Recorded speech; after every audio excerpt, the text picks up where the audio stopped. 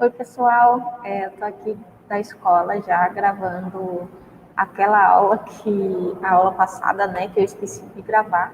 Então, agora eu vou gravar ela completa, porque o pessoal que está no ensino remoto vai ter acesso às aulas que eu vou estar fazendo durante essas 2 semanas com os grupos que vão estar aqui na escola. Então, tanto vocês que vão ver essa semana, quanto na próxima semana, vocês vão estar inteirados do que está acontecendo aqui na escola, tá certo? Então, vocês assistem essa aula e vocês vão estar aptos a responder as listas de exercício dessas 2 semanas, tá bom? Então, é isso. Só porque, como vai ser 2 grupos diferentes, e a gente meio que vai estar dando continuidade à aula, é um jeito de todo mundo estar por dentro de tudo que está acontecendo aqui na escola. Então, vamos começar a aula, né? Nessa aula, a gente vai dar uma revisadazinha na fórmula de Taylor, que é aquela que a gente fez na aula número 4, que foi a primeira aula do segundo trimestre, né? Que a gente estudou a propagação de pulsos em meios unidimensionais, tá certo? E a gente vai concluir esse conteúdo de ondulatória vendo os fenômenos ondulatórios, tá certo? Então, a fórmula de Taylor é usada para a gente calcular a velocidade linear de uma onda numa corda, né? Ou em fios. E para determinar essa velocidade, a gente precisa saber a força tensora, a força que tensiona essa corda ou esse fio, tá certo? E a gente precisa saber a densidade linear desse fio. Que para a gente determinar a densidade linear, a gente precisa saber a massa dessa corda e o comprimento dela, certo? Se a gente tiver todas essas informações, a gente consegue uma matemática bem simples, a gente consegue de um jeito bem simples determinar a velocidade de propagação desse pulso por essa corda, por esse fio, tá certo? Então a gente vai fazer um exemplo aqui da fórmula de Taylor. Uma corda homogênea de 2,5 metros de comprimento e 2 quilogramas de massa está submetida a uma força tensora de 80 newtons. Então, 80 newtons é a força tensora, tá bom? Suas extremidades são fixadas e produzem na corda uma perturbação, um pulso, né? Então, determine na letra A densidade linear da corda e na letra B a velocidade de propagação da onda na corda. Então, aqui a gente tem os dados do problema. A gente sabe a massa da corda, que é de 2 quilos. A gente sabe o comprimento da corda, que é de 2,5 metros. E a gente sabe a força tensora, que é de 80 newtons, certo? Então, essas são as informações que a gente tem. Então, com isso, a gente vai primeiro determinar a densidade linear da corda, que aqui no slide passado a gente viu que a gente precisa da massa e do comprimento da corda. Então, a gente tem a massa e o comprimento. É só fazer o cálculo, né? Então, vamos lá. A densidade linear da corda vai ser a massa dela dividido por seu comprimento. Então, essa corda tem 2 quilos de massa e tem 2,5 metros de comprimento. Então, quando a gente fizer 2 dividido por 2,5, a gente vai ter 0,8 quilogramas por metro. E aqui a gente determina a nossa densidade linear, tá certo? Pronto. Então, agora na letra B, ele quer que a gente determine a velocidade de propagação da corda. No slide anterior, a gente viu que velocidade linear de propagação de um pulso é a raiz quadrada da força tensora dividido pela densidade linear dessa corda. Então, a força tensora a gente já tem aqui, ó. E a densidade linear a gente acabou de achar. Então, é só fazer as substituições. Vai ser raiz quadrada da força tensora, que é 80, dividido pela densidade linear, que é 0,8.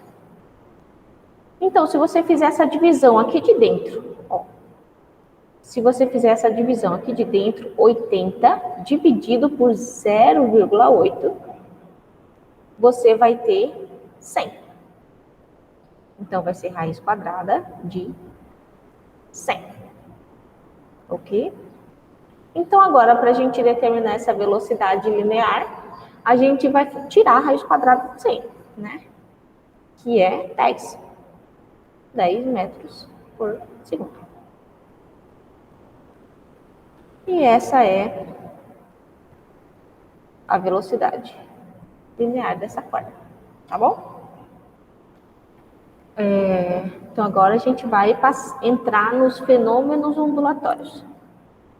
Aí a gente tem o primeiro de todos, que é a reflexão. Então, a reflexão, ela acontece quando... Não, voltando um pouquinho. Os fenômenos ondulatórios, a gente vai estudar as consequências de interações com o meio dessas ondas.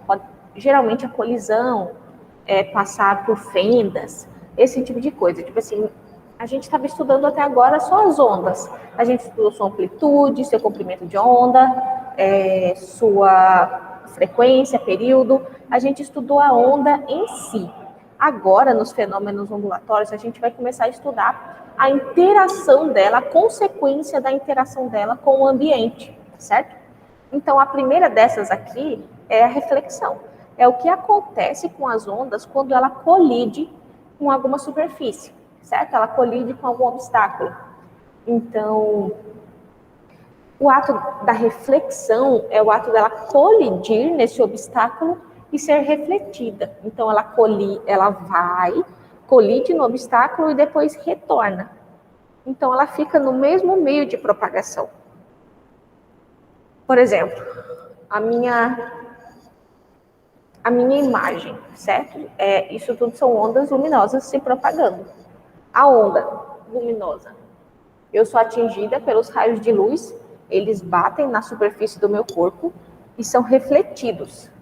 Então, isso que vocês estão vendo aí na câmera é a reflexão dos raios de luz que bateram na superfície do meu corpo, certo? Então, resultado disso que vocês estão vendo. Então, veja só, essa onda não mudou de meio, ela não me atravessou, entendeu? Ela bateu na minha superfície e voltou para cá. Então, ela está se propagando no mesmo meio que é esse ar aqui que está nessa sala de aula, certo? Então, ela não muda o meio de propagação. Nessa imagem aqui, vocês conseguem ver isso mais claramente. Olha só a divisão dos meios aqui, tá vendo? Esse obstáculo. A gente aqui tem o meio 1, deixa eu escrever. A gente tem o meio 1. E a gente tem aqui o meio 2. Então, reparem. A separação desses dois meios é o obstáculo. E repare que a onda incidente, ela está indo, certo? Ela colide no obstáculo e depois, está vendo aqui, ó, ela volta. Então, ela continua aqui nesse meio 1, tá vendo? Ela não atravessou nada foi para o meio 2. Então, isso aqui é reflexão. É esse ato de colidir num obstáculo e voltar e continuar se propagando no mesmo meio que iniciou, certo? Então, como ela não muda de meio de propagação, a sua velocidade não muda, certo? Porque a velocidade só muda quando muda de meio de propagação. Então, se na reflexão essa propagação continua no mesmo meio, no mesmo lugar, então a velocidade não muda. A frequência dessa onda também não sofre alteração, porque é a mesma fonte, tá certo? Sempre que for a mesma fonte, essa frequência nunca vai mudar. E o comprimento de onda? como a frequência é constante e a velocidade também, por não ter mudado de meio, então o comprimento de onda também não muda, certo?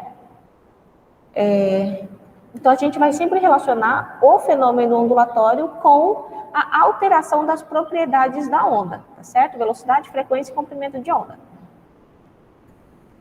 Então foi isso. Agora a gente vai ver como funciona a propagação dessa onda em cordas. A gente tem duas situações.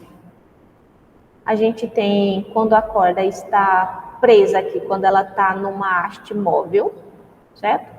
Ou seja, essa extremidade aqui não está fixa, ela consegue se movimentar. E a gente tem o segundo caso, que é quando essa extremidade está presa, está fixa. Então, essa fase da onda, que é o fato dela estar aqui, ó, para cima, ondulada para cima, ou ondulada para baixo, isso é a fase da onda, certo? É essa ondulação, para cima ou para baixo. Então, ela vai sofrer alteração na reflexão. Veja isso aqui, tá vendo?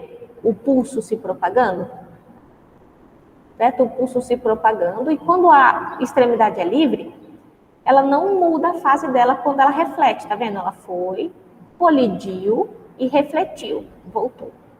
Então, quando a extremidade é livre, a fase da onda não muda, ela vai aqui para cima, ó, e quando ela é refletida, ela volta para cima também, tá vendo? A ondulação para cima vai e volta com a ondulação para cima. Agora, quando a gente tem extremidade fixa, ó, veja o que acontece. Acontece inversão de fase, ela vai para cima, colide e reflete para baixo, com a fase da onda invertida. Ela foi para cima e voltou por baixo, certo? Agora, por que, então, essa onda reflete assim? Ela inverte a fase quando está fixa e não quando está móvel. Deixa eu colocar os dois. Veja só. A gente tem aqui, eu vou colocar azulzinho da cor da corda. A gente tem aqui a aplicação da terceira lei de Newton. Veja só, quando a onda vai subir, vocês conseguem perceber aqui no final que ela puxa. Esse último vermelhinho aqui, ó, ele vai tentar subir, mas não vai conseguir porque ele está preso. Então, quando ela faz isso, a corda faz uma força para cima, tá certo? Puxando, tentando subir. Mas aí, como ela está presa pela terceira lei de Newton, a parede faz uma força igual, de mesma intensidade, mesma direção, mas no sentido contrário.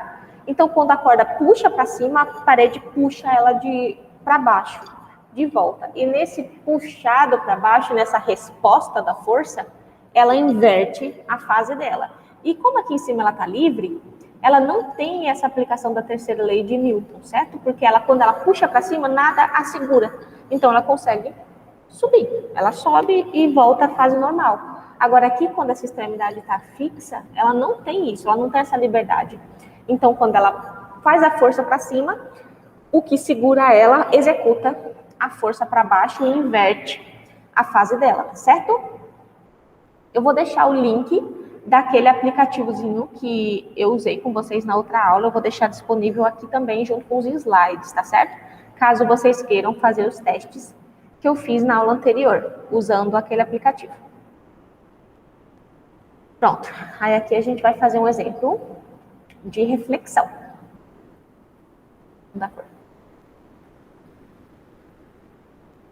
O tempo de persistência auditiva humana é de aproximadamente 1 segundo.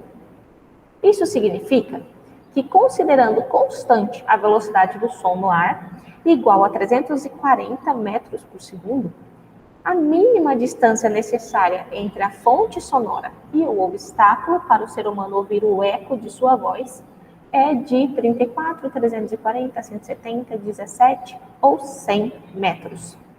Então, vamos lá. Ele disse aqui que o tempo de persistência auditiva humana é de 0,1 segundo. Então, ó, esse é o tempo. Significa que, considerando constante a velocidade do som no ar igual a 340 metros por segundo, então esse 340 metros por segundo é a velocidade, tá bom? E a mínima distância necessária entre a fonte sonora e o obstáculo, ele está querendo a distância entre o obstáculo e a fonte, tá certo? Então, vamos lá. A gente tem assim, quando a gente escuta um eco, a gente tem uma pessoa, analisa a pessoa aqui, a gente tem uma pessoa falando, certo? A gente tem uma pessoa falando, aí lá vai a voz dela, certo? Ela colide em um obstáculo, essa voz, lá vai, ela colidiu, tá vendo? Isso foi a onda indo, foi a voz dela indo. Depois que ela colide, ela é refletida. Então, ela faz o caminho de volta, tá vendo? Ela volta, volta, volta, volta, até a fonte. Então, ela fez o caminho de volta. Aí é por isso que a gente escuta o eco. A gente fala, ele faz o caminho de ida, colide no obstáculo, faz o caminho de volta e a gente escuta o eco da nossa voz, tá certo? Então, ele faz esse caminho de ida, mais o de volta. Essa é a distância com que essa onda percorre. O caminho, ela percorre a ida e a volta, até chegar nos ouvidos de quem emitiu aquele som, tá certo? Então, para a gente determinar a distância, sabendo o tempo de deslocamento e a velocidade com que essa onda se desloca, então a gente vai usar a fórmula de velocidade. A fórmulazinha de velocidade que vocês viram lá no primeiro ano. Então a gente tem aqui que a velocidade é igual à distância percorrida por essa onda, dividido pelo tempo que durou esse deslocamento, tá certo? Então, como a gente quer determinar a distância, a gente vai passar esse tempo lá para o lado da velocidade, multiplicando. Então, a distância vai ficar a velocidade vezes o tempo, certo? A gente vai usar essa fórmula aqui. Vamos passar para cá. Vamos substituir. Ops, escrevi errado. Então, a distância vai ser a velocidade, 340 metros por segundo, vezes o tempo, que é 0,1 segundos.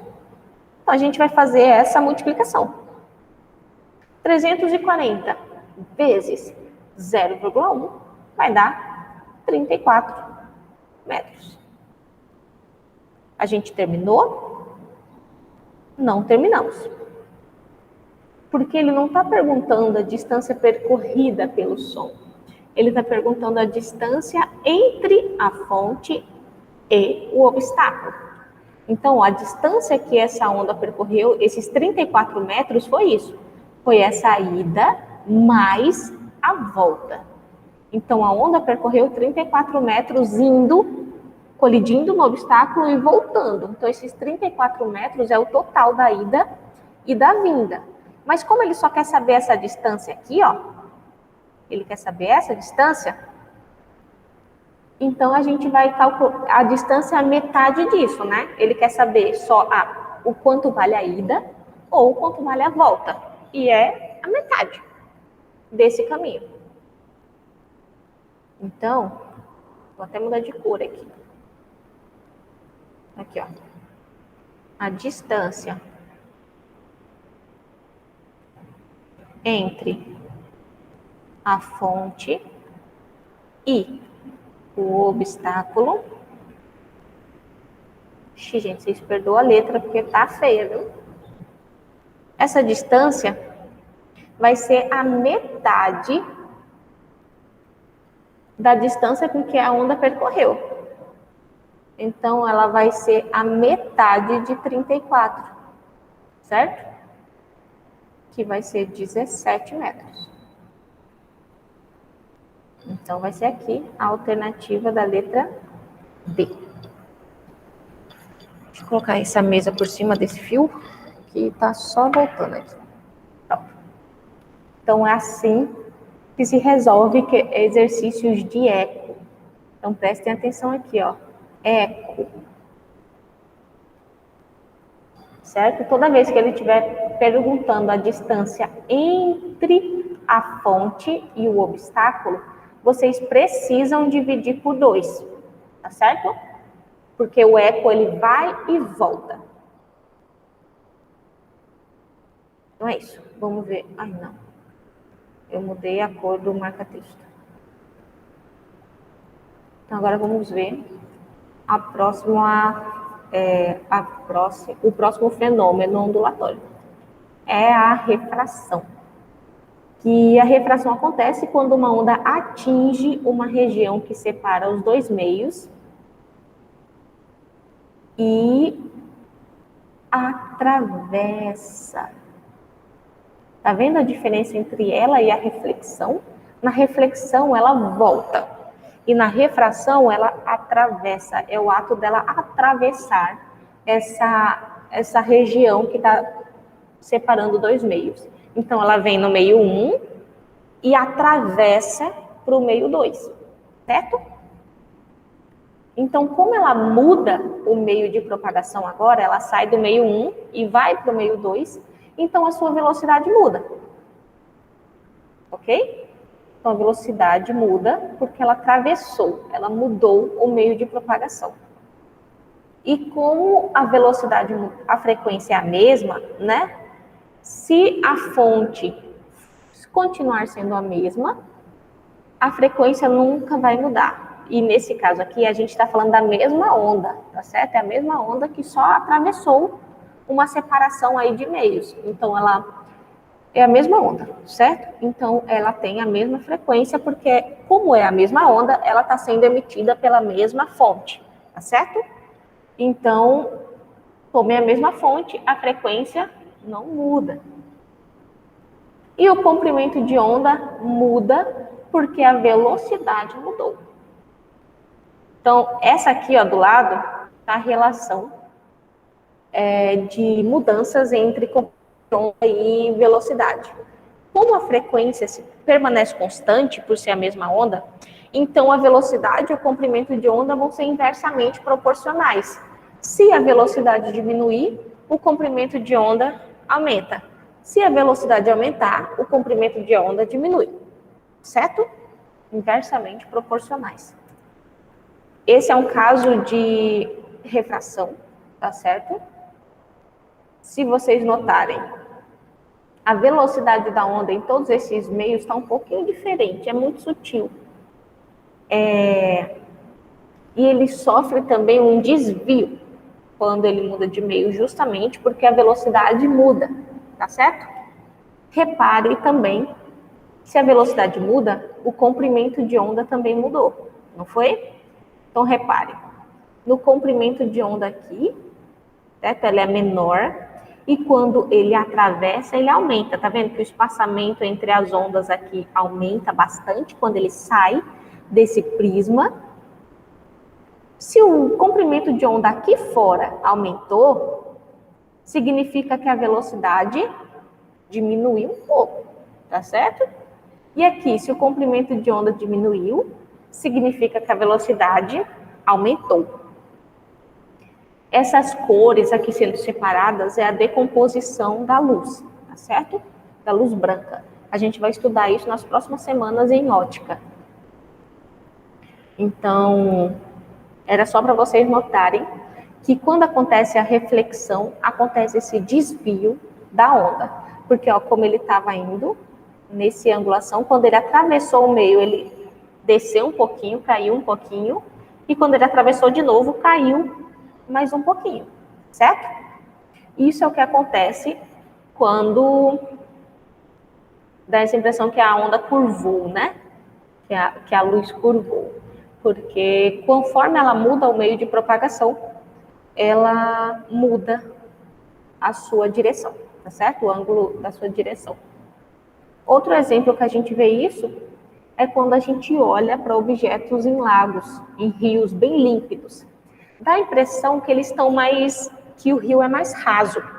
Parece que as pedras e tudo, o fundo está bem mais perto da superfície do que está de verdade, justamente por causa disso, porque a onda, quando ela sofre essa refração, quando ela muda de um meio para o outro, ela muda a angulação. Aí tá vendo? Mesmo o peixe estando aqui embaixo, quando a gente olha aqui de cima, dá uma impressão que ele está ali em cima da superfície do lago, certo? Então vocês precisam considerar essa mudança na direção de propagação aí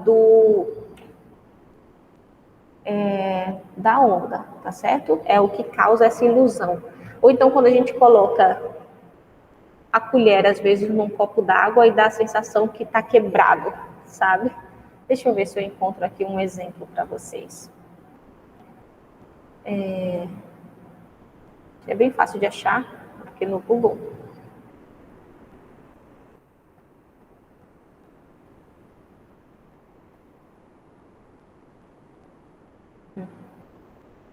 Vou apresentar aqui para vocês verem essa imagem.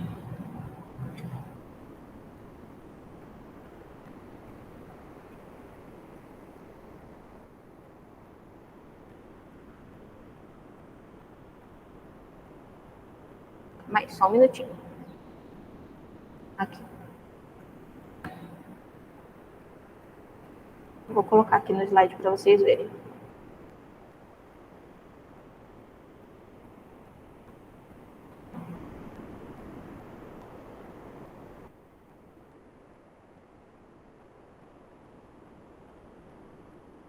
Opa. A câmera desligou. Tá vendo? Desligou. Voltou? Não voltou. A câmera desligou, gente. Não tá ligando mais. Então, não sei porquê. Eu vou tentar ver aqui o que aconteceu.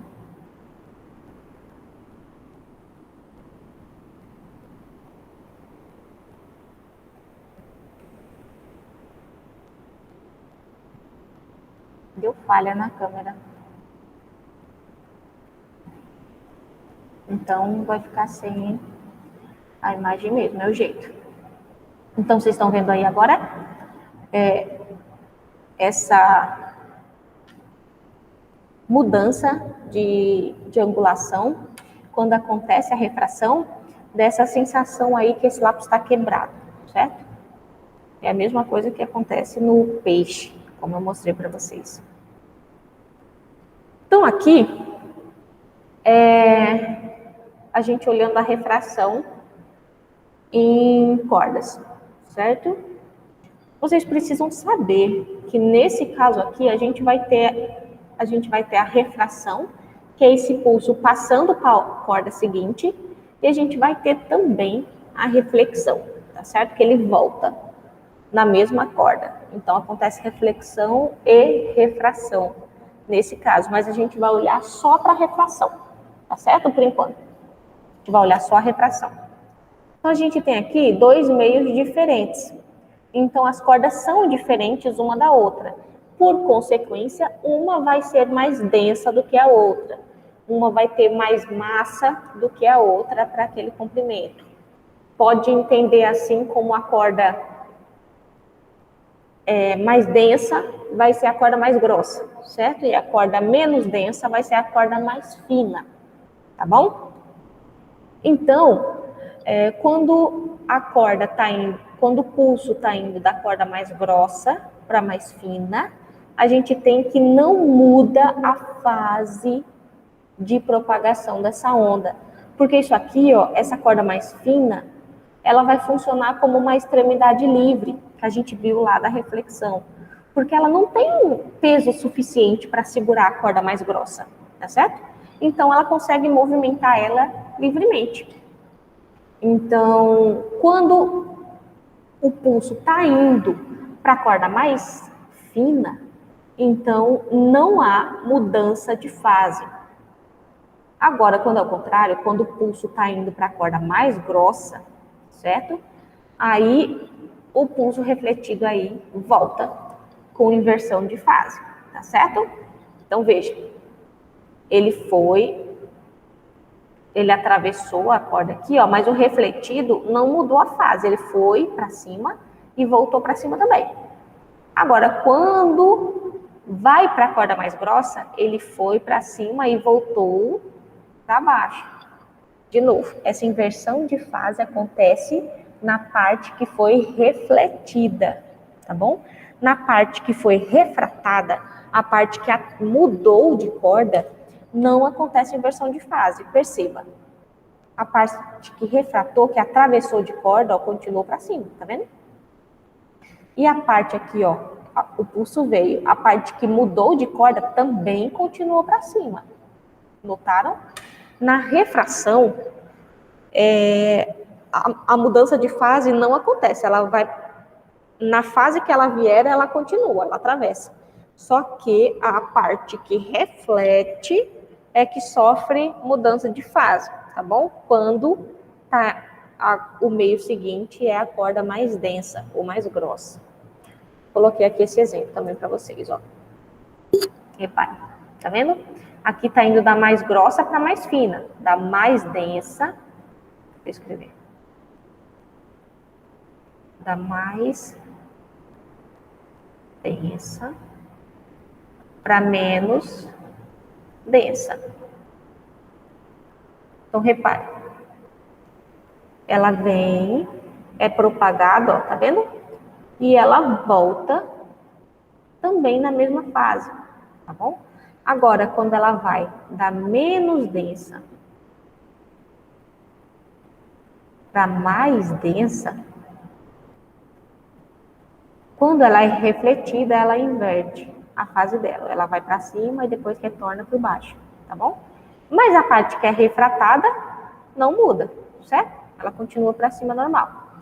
Eu vou colocar um videozinho sobre isso, também junto com esses slides. Então, eu vou colocar o slide, o programazinho que a gente usou para fazer o pulso na corda e um vídeo falando sobre essa mudança de densidade aqui da corda. Porque na aula anterior vocês apresentaram uma dúvida maior sobre esta relação, tá certo? Então, vamos agora responder alguns exemplos. Verifica-se que, ao sofrer refração, um trem de ondas mecânicas apresenta um novo perfil de oscilação, em que a distância entre duas cristas consecutivas de suas ondas tornou-se maior, comparativamente ao que possuía o trem de ondas antes da refração. A frequência, se a gente vai completar, né? A velocidade de propagação, aqui a gente vai escrever se a frequência alterou ou se manteve, certo? E a velocidade de propagação, se alterou ou se manteve. E a amplitude se manteve. Ou seja, ele já falou que a amplitude se manteve. O que pode ter alterado é a frequência e a velocidade. E pergunta, já que o motivo é o meio mais ou menos refringente. E o que é esse meio refringente? Refringência vai ser a oposição à refração. Ou seja, o meio que tem uma alta oposição à refração, ele não quer deixar que essa onda atravesse para ele. Então, ele vai frear essa onda ao máximo que ele puder. Ele vai diminuir a velocidade dela, certo? Peraí, deixa eu voltar lá para vocês. Ops. Deixa eu voltar lá para vocês no outro slide.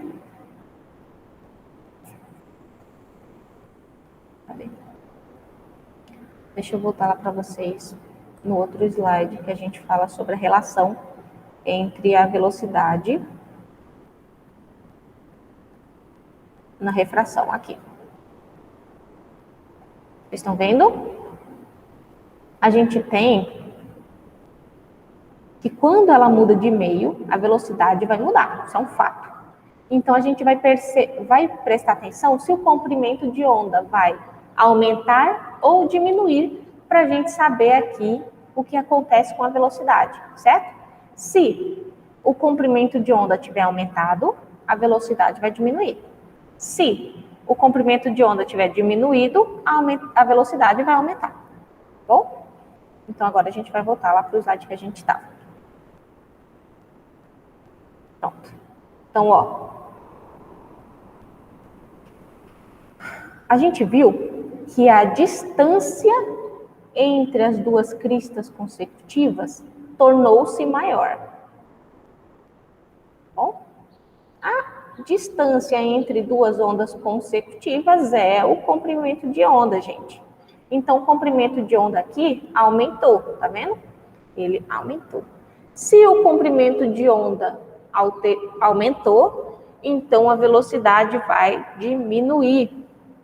E aqui ele pergunta se a velocidade vai alterar ou se manter igual. Se a velocidade diminuiu, então ela alterou, né, gente? Ela alterou. Então a gente vai escrever aqui que a velocidade se alterou. E a frequência? A frequência, como a gente está falando aqui da mesma onda atravessando de um meio para o outro, então a frequência, por se tratar da mesma onda, essa frequência se mantém, certo?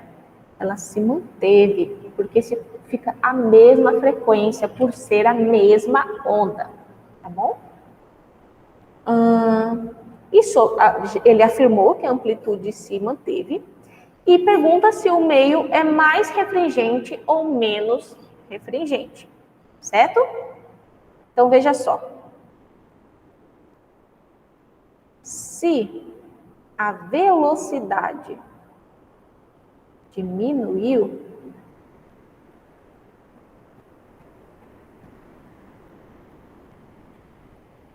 esse meio é mais refringente, certo? Porque ele diminuiu. Peraí, deixa eu tentar consertar essa câmera de novo, que eu estou tentando mostrar para você.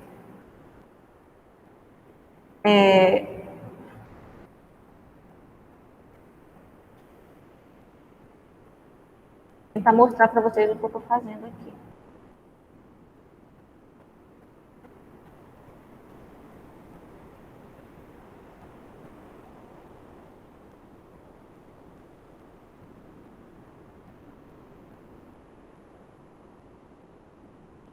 Acho que vai dar certo.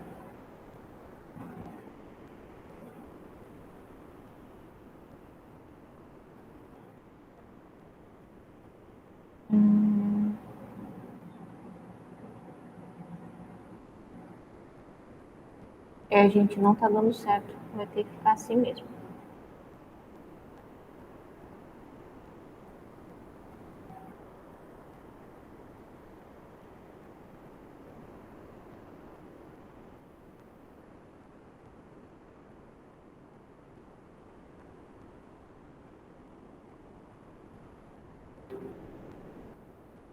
Eita, tá mandando aqui o...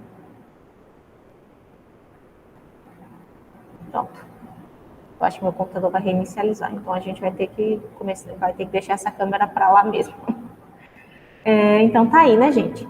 Se a velocidade tornou-se menor, certo? O índice de refringência é maior, tá certo? Porque ele é o contrário, ele é a oposição à propagação, então ele é inversamente proporcional à velocidade. Se o comprimento de onda aumentou, a velocidade diminuiu. E por a velocidade ter diminuído, o índice de refração é maior, né? Então, ele aumentou. Eita, então tem que ser mais, não maior. É mais refringente. Então, é a alternativa E. Tá bom? Então, vamos lá. Vamos falar sobre a difração. A difração pode ser definida como a capacidade das ondas em contornar obstáculos. Então, a difração é a capacidade das ondas de contornar obstáculos. Quando uma corda choca-se com obstáculos que possuem uma abertura com dimensões comparáveis ao seu comprimento, as partes da onda se passam pelo espaço aberto. Alargam-se e atingem as regiões opostas ao obstáculo. Então, veja só essas imagenzinhas aqui embaixo. Ó. A gente tem... Perceba aqui que a abertura dessa primeira imagem é maior do que dessa daqui, tá vendo? Comparado ao comprimento da onda aqui, essa abertura aqui é bem maior do que essa outra. Então, essa abertura vai ser a relação da distorção que essa onda vai sofrer, certo? Então, perceba que aqui está acontecendo a gente está vendo a onda aqui, um trem de ondas, passa por essa abertura, tá certo? E continua sendo propagada do outro lado, certo? Então, ela não altera tanto assim, ela não se alarga tanto assim. Agora, veja aqui quando a gente tem uma fenda bem menor. Ela atravessa e veja só como essa onda sofre essa distorção, como ela se alarga bem mais, certo? Então, aqui, a velocidade pode mudar se o outro lado for um outro meio, certo? Pode ser, por exemplo, uma parede. E uma parede, a gente tem ar de um lado e ar do outro lado. Então, não vai ter mudanças de meios de propagação. Se for o mesmo meio, a gente vai ter a mesma velocidade. Se for essa separação aqui, esse obstáculo, tiver entre meios diferentes, aí a velocidade vai mudar, tá certo? A frequência pode mudar se for outra fonte, tá bom? Se a gente tiver aqui uma fenda muito pequena ao ponto de funcionar como uma fonte diferente, tá certo? E o comprimento de onda também pode mudar se a velocidade mudar, tá bom? Então, vocês vão ter que considerar todas essas situações no exercício para saber se vai ter alteração dessas propriedades da onda ou não. Veja só, aqui a gente tem um exemplo, né, de um trem de ondas, tá vendo? Lá vem as ondas passando por essa fenda. Aí repare como ela se alarga e continua a sua propagação para o outro lado, certo? Isso aqui é uma difração. Sim. Aí um exemplo da difração vai ser a nossa voz, certo? A nossa voz, o fato dela atravessar paredes. Quando a porta está aberta, a gente consegue escutar claramente o que as pessoas estão conversando dentro de um quarto, por exemplo, se a gente estiver próximo. A gente consegue ouvir se a porta estiver aberta. Agora, se a porta estiver fechada, a gente já não escuta mais claramente, porque o som sofre uma distorção um pouco maior. Ele se alarga um pouco mais, porque o som ele atravessa os pequenos pedacinhos, as pequenas aberturas de tamanho molecular que existe na parede, certo? Existe na parede e na porta.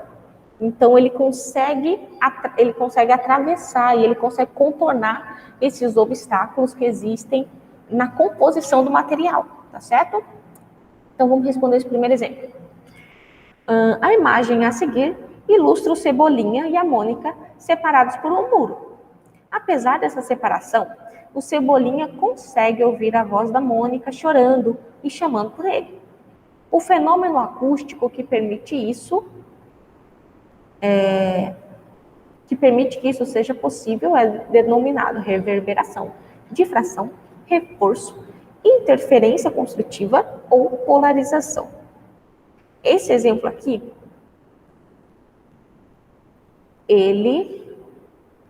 a gente consegue ouvir o Cebolinha aqui, por exemplo, ele está conseguindo ouvir a Mônica chamando por ele através do muro, porque o som consegue contornar esses obstáculos, tá certo? Então, o som se difrata quando ele contorna essas aberturas, tá bom?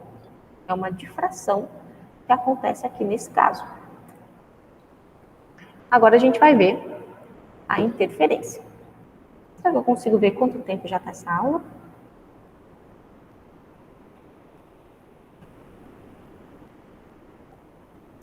Não, não consigo. Então, vai assim mesmo. Dizemos que quando duas ondas ou mais, né, chegam ao mesmo tempo a um ponto em comum, ocorre o fenômeno da interferência. Ou seja, aqui a onda não está esbarrando em outro obstáculo, elas vão se chocar. Vai ser dois pulsos, certo? Vai ser dois pulsos diferentes colidindo um com o outro. Então acontece a interferência, ou seja, essas ondas se superpõem uma sobre a outra, tá certo? Naquele ponto, naquele tempo em que elas estão no mesmo lugar. Só que aí a gente pode acontecer aqui uma interferência construtiva ou uma interferência destrutiva. A gente faz a soma algébrica das amplitudes dessas ondas, desses pulsos, certo? Então aqui a gente tem aqui, ó, duas ondas, a onda 1, essa aqui em cima, e a onda 2. E essa onda azul aqui, ó, é o resultado dessa superposição. Vamos imaginar que a onda 1 tem amplitude de 2 centímetros e a onda 2 tem amplitude de 1 centímetro. Então, a gente junta a amplitude 2 centímetros da onda 1 mais 1 centímetro da onda 2. Então, esse resultado aqui vai ser um pulso de 3 centímetros, certo? 2 mais 1. Porque a gente junta, faz a soma algébrica das amplitudes, tá certo? Agora aqui, se a gente tem um contrário, isso aqui é uma interferência construtiva, quando a onda resultante se torna maior do que as duas originais.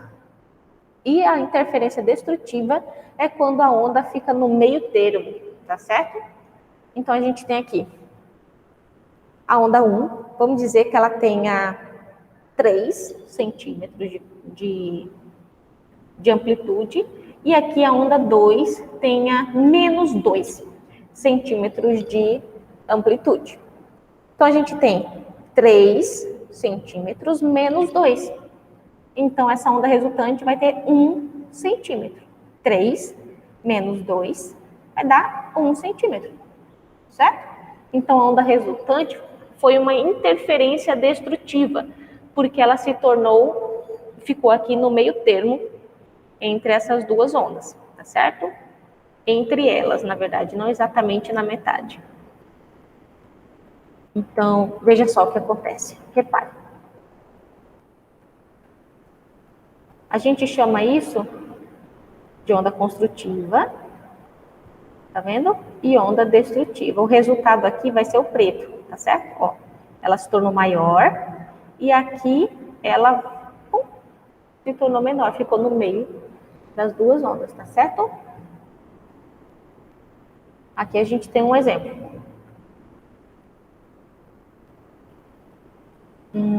A figura mostra dois pulsos que se movimentam em sentidos contrários, um em direção ao outro sobre a mesma corda, que pode ser considerado ideal. Então, ó, a gente tem aqui esse pulso vindo para cá e esse pulso aqui de baixo indo para lá. Eles vão se encontrar, certo?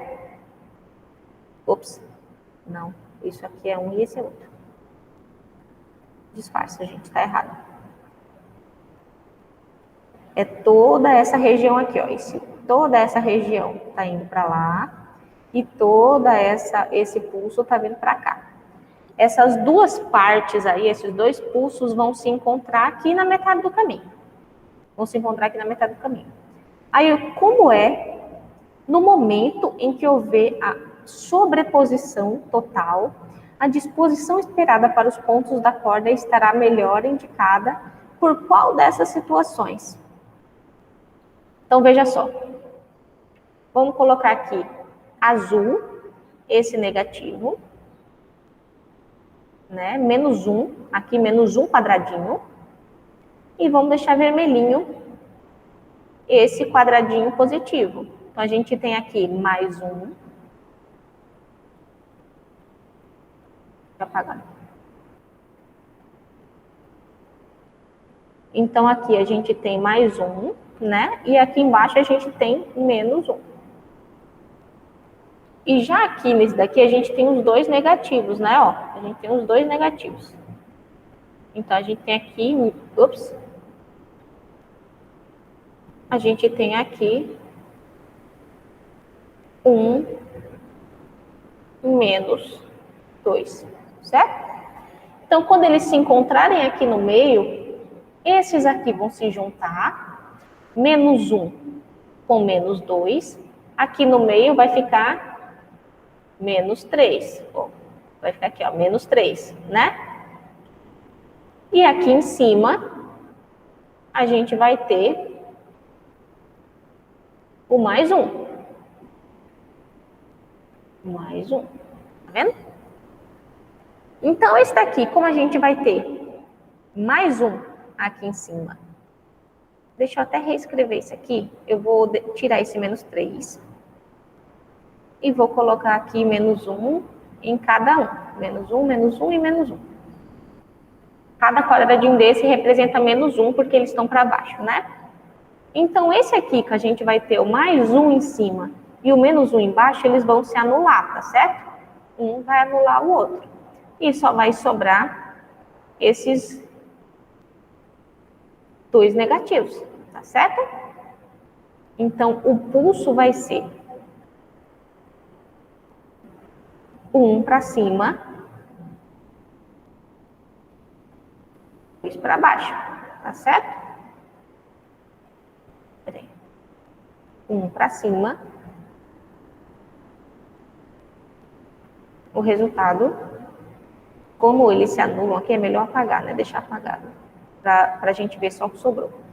Ó, a gente anulou um pulso positivo com um pulso negativo, tá certo? E sobrou 2 negativos. E como a gente está falando de amplitude, esses 2 negativos vai ficar um embaixo do outro, tá certo? Eu acho que é até melhor eu representar de um jeito diferente aqui embaixo, para vocês entenderem bem, para ficar bem claro mesmo da resposta. Então, ó, vamos desenhar aqui no meio esse primeiro pulso. A gente tem o menos 1 aqui embaixo, né? E a gente tem o mais 1 aqui em cima, tá vendo? Que é igualzinho essa daqui, né? Tá vendo? O menos 1 aqui mais para a esquerda e o mais 1 lá em cima para a direita. Quando a gente juntar essa outra onda aqui, os dois vão estar embaixo, né? Então, a gente vai ter esse menos 1 aqui, esse aqui, ó, vai vir para cá, e esse aqui mais da esquerda vai vir aqui para baixo, ó. Ele vai juntar com esse pulso do lado. Então, ó, é assim que vai ficar a onda. Esses dois aqui, ó, eles vão se anular, tá vendo? Um para cima e um para baixo anula. Então, o resultado da onda vai ser essa, ó. Vai vir aqui, ó. Tá vendo? Dois quadradinhos para baixo. Então, ó, vai ser esse aqui, ó, 2 quadradinhos para baixo. Tá vendo? Então, o resultado que vai resultar aí dessa superposição vai ser aqui a letra C, certo? Uma interferência destrutiva aqui, porque um pulso vai anular o outro, e uma interferência construtiva aqui, porque vai tornar a fase um pouquinho maior, tá bom? Pronto. O quinto fenômeno ondulatório é a polarização. A polarização, né? Polarizar uma onda significa dizer que a gente vai orientá-la em uma única direção, através da passagem em um dado meio chamado de polarizador. Ou seja, essa polarização só acontece em ondas transversais, tá bom? Você precisa ter isso em mente, isso é muito importante. Só dá certo em ondas transversais. Ou seja, o som não pode sofrer polarização, porque o som é uma onda longitudinal, tá certo?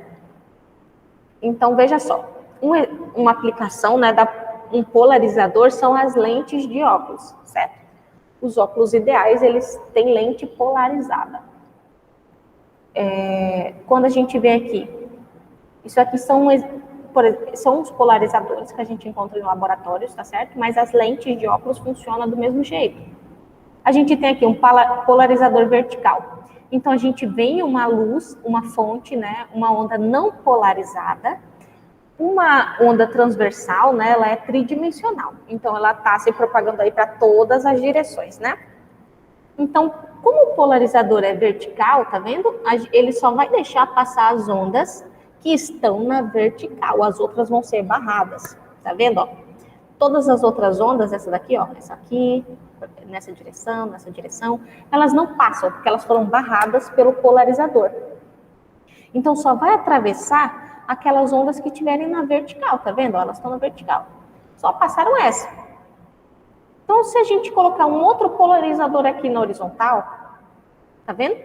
Como não tem mais ondas na horizontal, só tem ondas na vertical, elas vão ser barradas também. E lá do lado de lá não vai sobrar onda nenhuma, certo? Não vai sobrar mais onda nenhuma porque foi tudo barrado.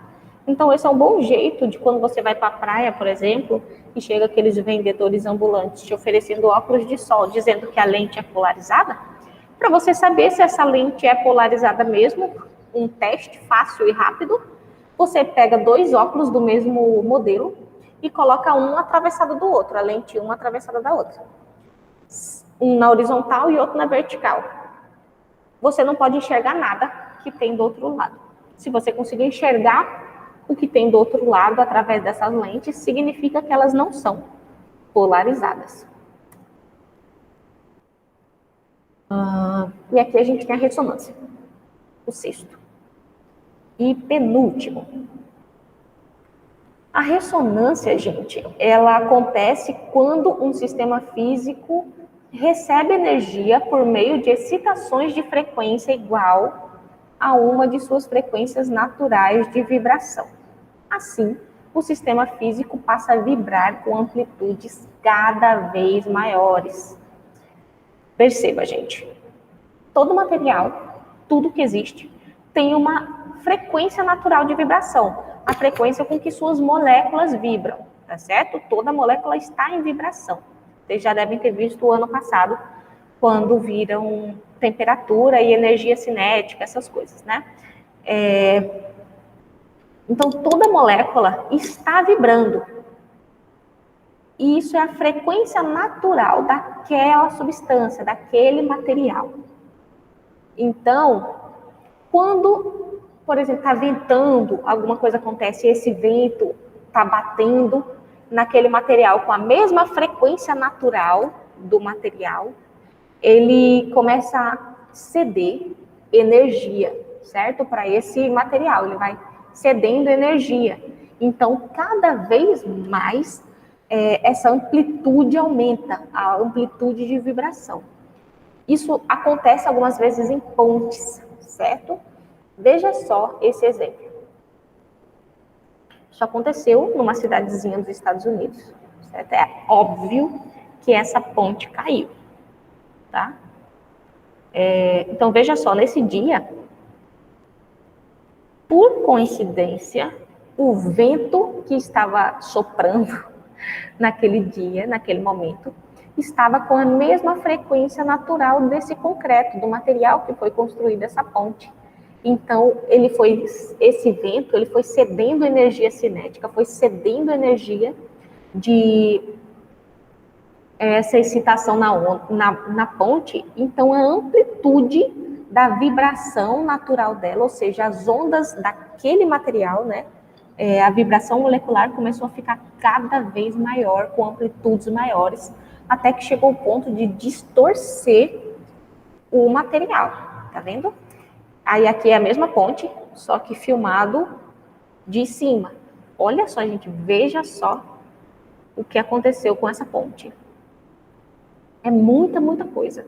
É claro que depois desse acidente, né, os engenheiros começaram a considerar isso bem melhor. Então, fazem pontes que resistem a esse tipo de interferência, certo? Então, a ressonância é vamos dizer assim, é quando um sistema físico recebe energia através de outro, tá certo? Vamos um exemplo. Para que um corpo vibre em ressonância com o outro, é preciso que seja feito do mesmo material que o outro. Vocês acham que nessa imagem aqui, a ponte é feita do mesmo material que o vento? É preciso que vibre com a maior amplitude possível, ou seja, para a ponte vibrar em ressonância, você acha que ela precisava ter a maior amplitude possível? Ou seja, vocês acham que a ponte, para estar vibrando ali, ela precisava ter uma frequência natural igual a uma das frequências naturais do outro, ou seja, a frequência natural da ponte era igual a uma das frequências naturais do vento, por exemplo. Ou D, que vibre com a maior frequência possível, ou que vibre com a menor frequência possível, né? Com a menor frequência. A alternativa correta vai ser a alternativa C, porque as frequências naturais desses dois corpos, desses dois materiais, precisam ser iguais, tá certo? Então, para um corpo vibrar em ressonância com o outro, eles precisam ter frequências naturais iguais, tá bom? É isso. E o sétimo, explicação, o sétimo fenômeno ondulatório é o efeito Doppler, que é quando uma fonte sonora e um observador estão em movimentos relativos. Ambos podem estar em movimento ou apenas um deles. A frequência do som recebida pelo observador, denominada de frequência aparente, é diferente da frequência real do som emitido pela fonte. A frequência aparente pode ser maior ou menor que a frequência real, dependendo do afastamento ou da aproximação entre as fontes e o observador. Então, perceba, o efeito Doppler é basicamente a percepção que a gente tem do som, certo? Da frequência do som.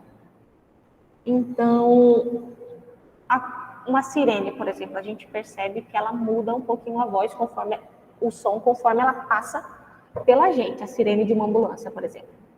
Mas aquela sirene está emitindo o mesmo som com a mesma frequência, é a mesma fonte, né? Só que a gente percebe diferente, porque essa ambulância está se aproximando da gente e depois se afastando, certo? Então, a gente tá aqui a gente tem uma frequência aparente, porque a gente tem aqui esse movimento de afastamento e de aproximação. Eu vou tentar aqui também. Não, melhor. Eu vou mudar de ideia aqui, porque essa parte do efeito Doppler é um pouco mais confusa, assim, é mais detalhista. Então, eu vou deixar para falar isso para vocês, e a gente vai falar sobre o efeito Doppler em uma aula sozinha, tá certo?